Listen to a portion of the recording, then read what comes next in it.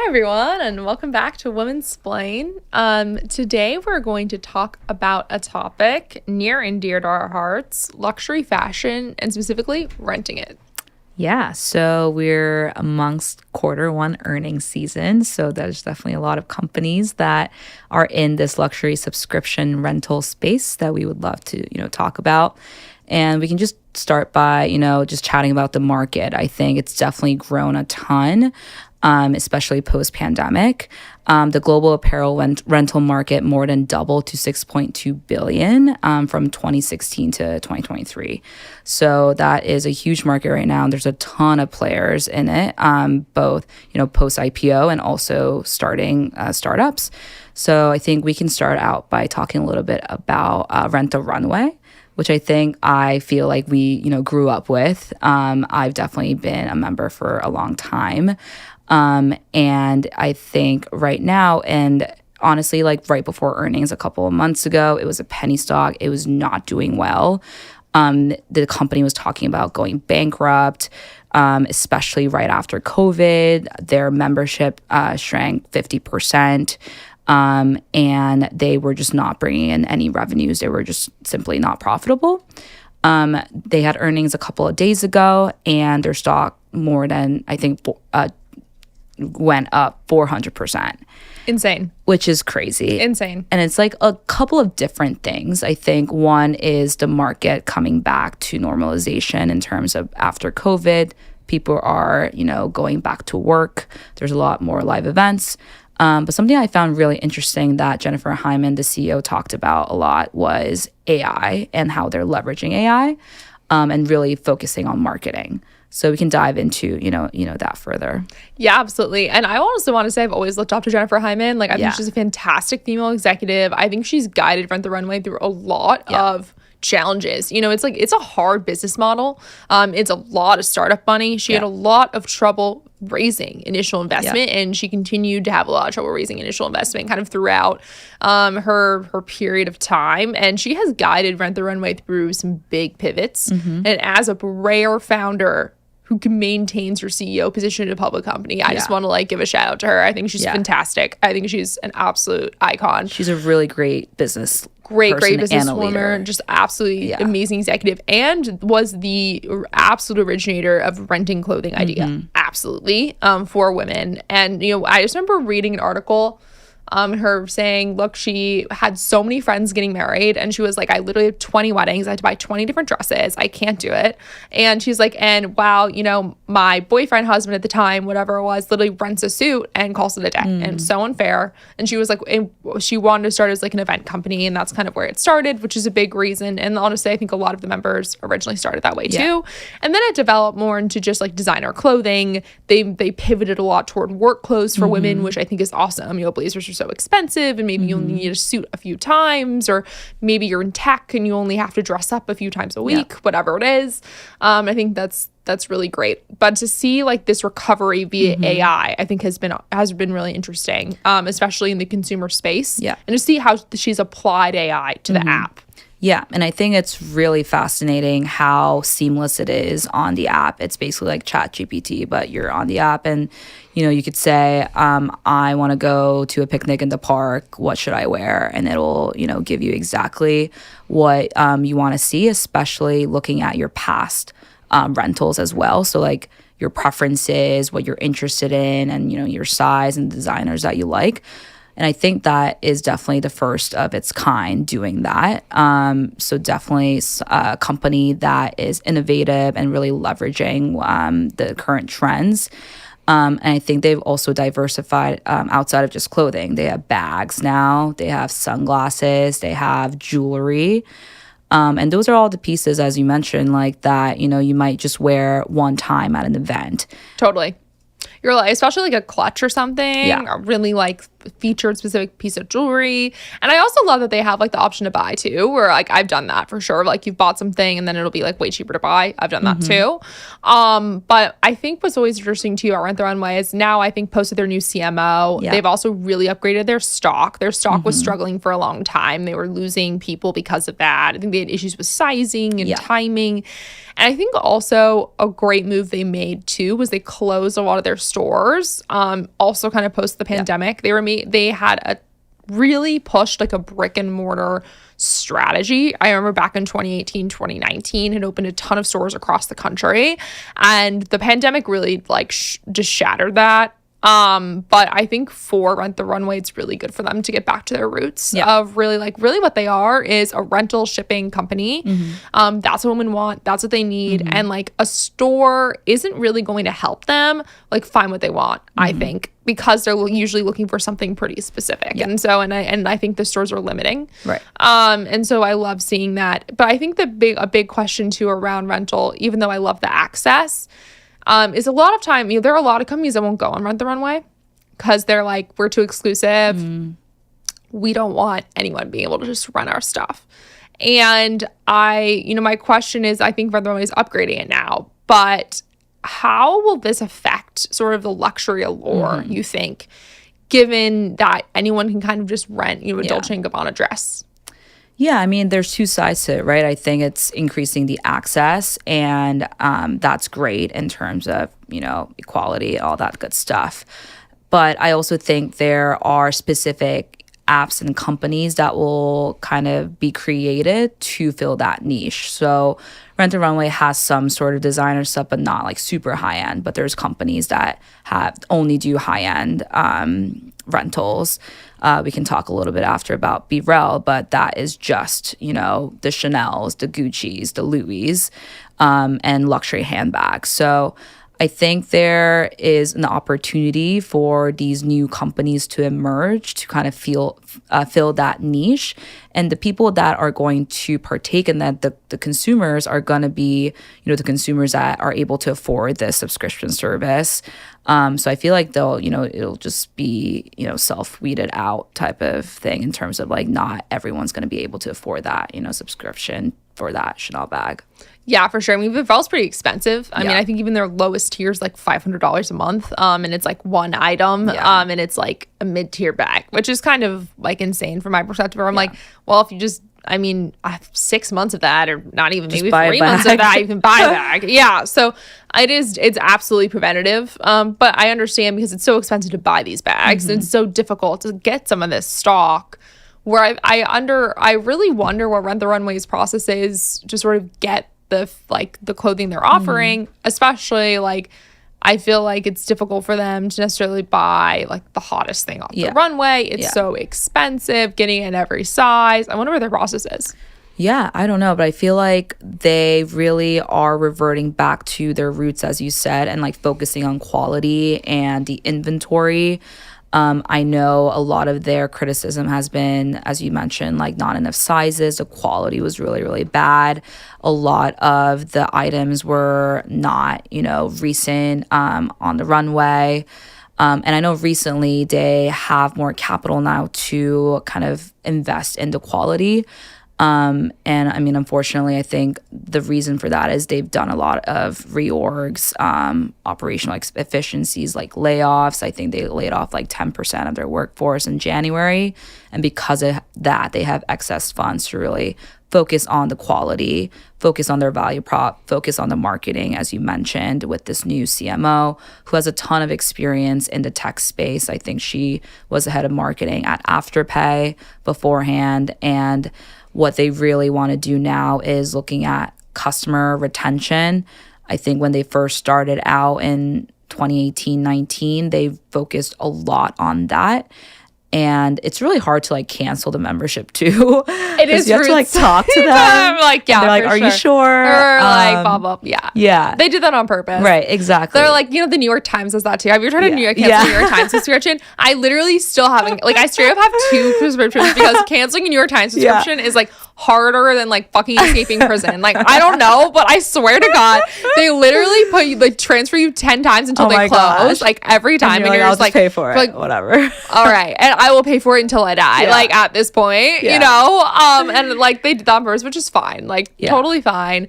I get it because I feel like they're trying to prevent people from doing it for a month or an event and then canceling it, which is totally fair because you can also just pay per item if you're going to do that. Right. Yeah. And the subscription is discounted, under the assumption that you've retained. So like, that's totally fair from my perspective. That's a fair business practice.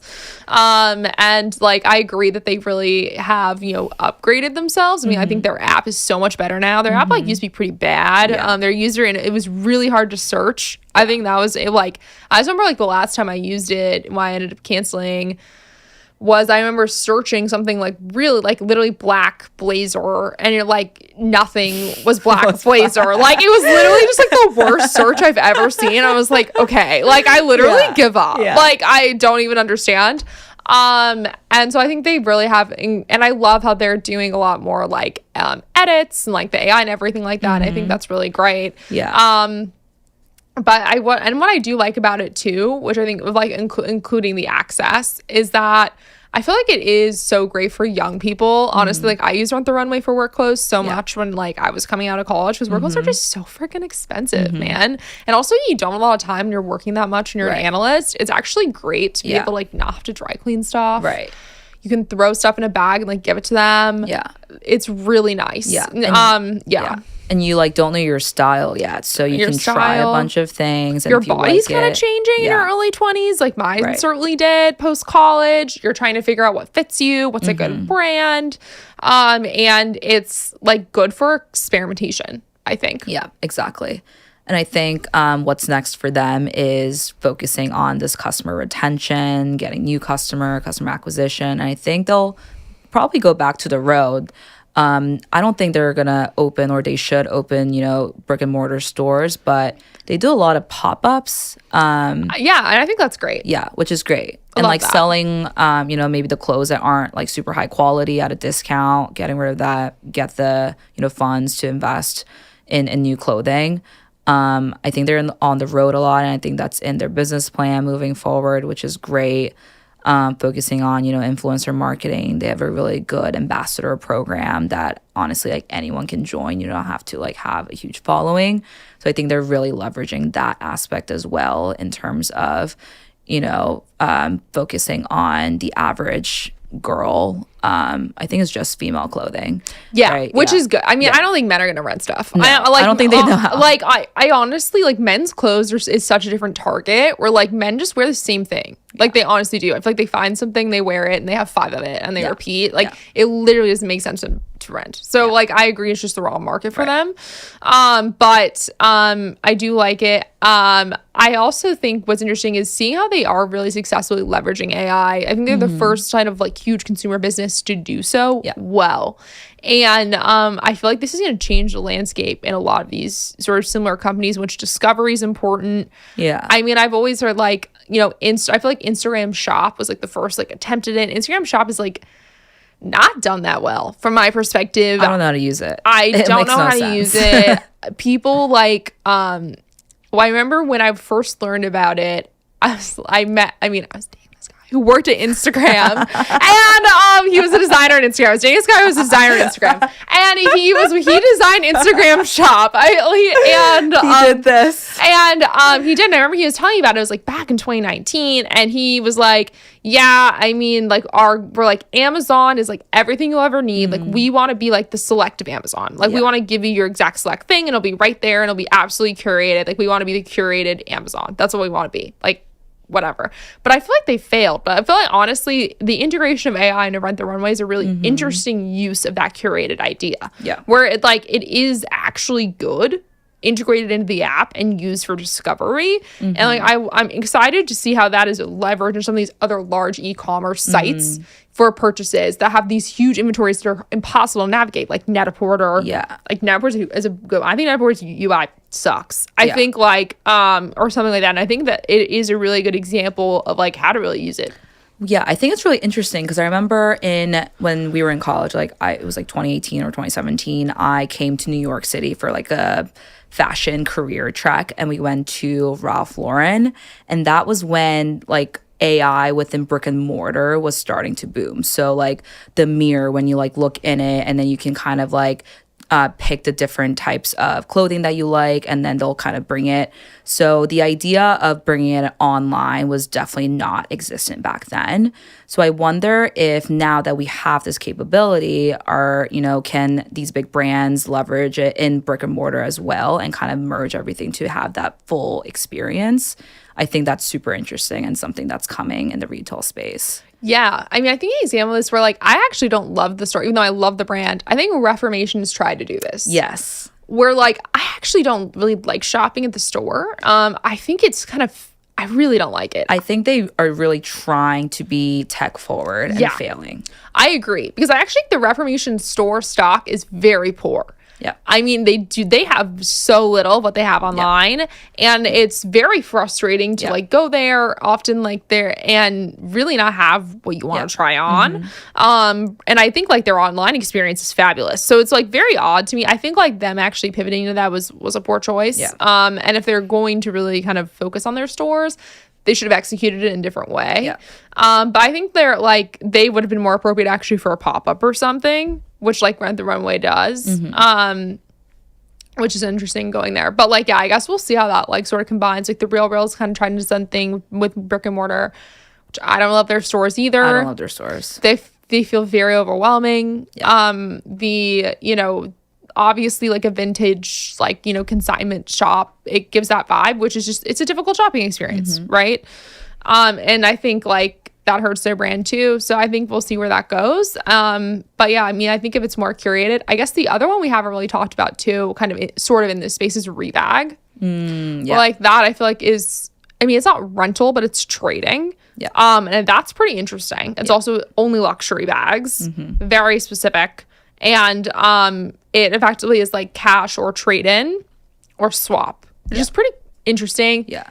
And I've seen like a lot of influencers use it. I feel like it's been, but I will say this, where like Rebag and Vivrel and these sort of like maybe these other luxury rental areas, the only dangerous thing I see it is it makes it's such like a fake perception of wealth potentially for kids on social media. Or I feel like we've brought this up before in like TikToks for like Bama Talk and stuff, where like we see these 18-year-olds and they have like literally $1 million of jewelry and luxury bags on them. And I'm like, maybe they're just renting it stuff or borrowing it. Yeah. And they're kind of like falsely portraying this like immense wealth, intimidating other 18, 17-year-olds like think they need that in order to belong. And so I'm like, maybe it's going to increase access, or maybe it's actually going to do the opposite and force, and effectively intimidate or force other people to think that they need that in order to fit in. So I feel like that there's also a balance there. Right. Exactly. And I think there's been a lot of startups within not just like clothing, but also bags, as we talked about. We talked a little bit about Bivrel. But there's also my friend starting a company. It's called Rent-we. Similar concept. It's a peer-to-peer rental for luxury bags. So if you have, bags in your closet that's just sitting there, you can kind of put it online. And then people can rent it by day, month. Similar concept to Pickle, which I think is doing really well right now. I think they raised like $8 million. $30 million valuation. Went up from $400K for their first round. Yeah. Absolutely crazy. They couldn't get a C round for their life. Okay. They did like a friends and family round, mostly because it does sound like a really hard business model, I think, which Pickle was like to explain. Effectively, they're at like their value prop is that 98% of your clothes go unused, day to day. So effectively give us your unused clothes. We will rent them out. You'll make passive income and you can take it back whenever you want. So pretty interesting. Very smart. They are doing great. Yeah. And also I think an example there maybe of just kind of like a female focused area that didn't get, I think, enough investor attention. Yeah, exactly. And I think like clothing, of course, like you can have designer clothing, and that's like one thing that maybe people are afraid to do in terms of, putting it on this website for a stranger to bring, and then it'll get ruined, in the case with like luxury bags. But I feel like clothing is a little less of that. So I think that's a great market. I know it's focused in New York. I think it's in LA right now, but I've definitely been on it. My friends have, rented stuff on it. It's a great business model. I think that's something that hasn't been done before.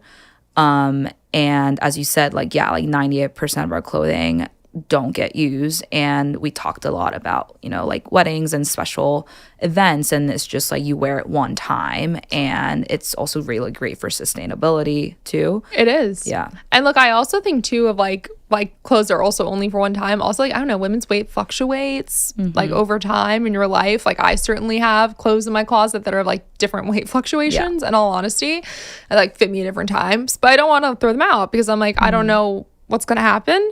And I think that's a great application. Things like maternity clothes, things like that as we grow. And I'm like, yeah, like who wants to buy a whole maternity? Yeah. And like going on that, I know there's also a similar kind of luxury rental company startup called Avail, which is typically for bridal accessories and like bridal clothes, from everything from your bachelorette party to your engagement shoot to your rehearsal dinner. Not specifically wedding dresses, but accessories, expensive jewelry, shoes, and all of these sort of like other occasions, which is also super smart. Where like there was like, when in your life are you going to buy this many white dresses for this many? Yeah, exactly. That you're like literally never gonna wear again. Like, I am beginning my bridal wear in a few months, so like maybe I'll hit up Avail for my something borrowed. But it is also so true. It's like, especially with social media, there's so much pressure for like the different outfits you need. Gives more access. Yeah, I think that, and the wedding market is huge. So I think that is a white space that people can tap into. You mentioned maternity clothes. I think that is something that hasn't been done before. Maybe I just don't know because I'm not, you know, pregnant. You're not pregnant. But, I know. I mean, honestly, that is like, that's a huge market. It is a huge market, and it's so temporary, and like they're expensive, and there aren't that many like nice ones. Right. I'm like, I don't know. Pickle should pick up on it. Yeah. Have a maternity line. Have a maternity line. Seriously, a cute one. Yeah. Yeah. Awesome. Well, I mean, I'm really excited to see where this luxury rental market goes. I love seeing Rent-the-Runway recover. And I love seeing more kind of startups following their place. Exactly. And, you know, and we're going towards a more sustainable type of world too. Oh yeah, totally more sustainable. Cute. I should have mentioned that. I love the earth. I do. I care about the environment for sure. I should have mentioned that. Yeah, no, definitely. It's also way more sustainable. Exactly. Yeah. And you can look cute while you're being sustainable. Yeah, exactly. Cool. Which is awesome. So thanks so much for listening. And yeah, stay luxe. And email us at womenslain1pod.com and gmail.com. Thanks. See you next week. Thanks. See you next week.